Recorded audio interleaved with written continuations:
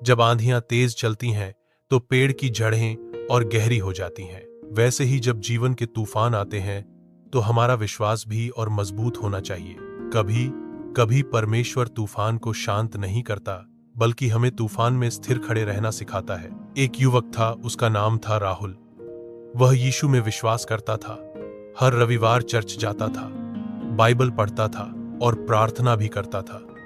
लेकिन उसके अंदर एक ऐसी लड़ाई थी जिसे कोई नहीं देख पाता था। राहुल जानता था कि उसे झूठ नहीं बोलना चाहिए, गुस्सा नहीं करना चाहिए और गलत संगति से बचना चाहिए। पर जब भी वह कोशिश करता, बार बार वही चीजें उसके जीवन में वापस आ जाती। एक रात उसने बाइबल में यह वचन पढ़ा, मुझे समझ नहीं आता कि मैं क्या कर रहा हूं, क्योंकि जो मैं करना चाहता हूं वह नहीं करता, बल्कि जो मुझे नापसंद है वही करता हूं। रोमियो 7:15। उसे लगा कि यह तो बिल्कुल उसकी ही कहानी है। वह समझ गया कि यह मांस, फ्लैश और आत्मा, स्पिरिट के बीच की जंग है। मांस उसे पाप की ओर खींचता था, लेकिन पवित्र आत्मा उसे परमेश्वर के मार्ग पर ले जाना चाहता था। राहुल ने प्रार्थना में कहा, प्रभु, मैं अपने आप से यह लड़ाई नहीं जीत सकता, मुझे पवित्र आत्मा की सामर्थ्य दे। धीरे धीरे जैसे ही उसने हर दिन प्रभु के वचन पर मनन करना शुरू किया और गलत संगति को छोड़कर अच्छे मित्र बनाए, उसकी जीतें बढ़ने लगीं।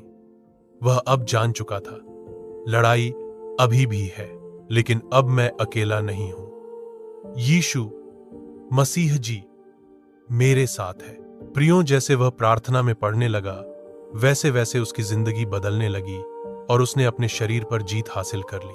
अब राहुल पवित्र आत्मा की सुनता है, शरीर की नहीं। प्रियों, इस कहानी से हम 5 बातें सीखते हैं। पहली बात, हम प्रभु के लोग एक आंतरिक युद्ध में हैं और हमने शरीर की नहीं पवित्र आत्मा की बात सुननी है। दूसरी बात, हम अपनी शरीर की लड़ाई अपनी ताकत से नहीं जीत सकते, हमें पवित्र आत्मा की सामर्थ्य चाहिए। तीसरी बात, गलत संगति हमें गिरा सकती है और सही संगति हमें उठाती है। चौथी बात, हर दिन वचन पढ़ना और प्रार्थना करना आत्मा को मजबूत करता है। पांचवी बात, जीत तुरंत नहीं आती, पर लेकिन लगातार आती है अगर हम हार न माने।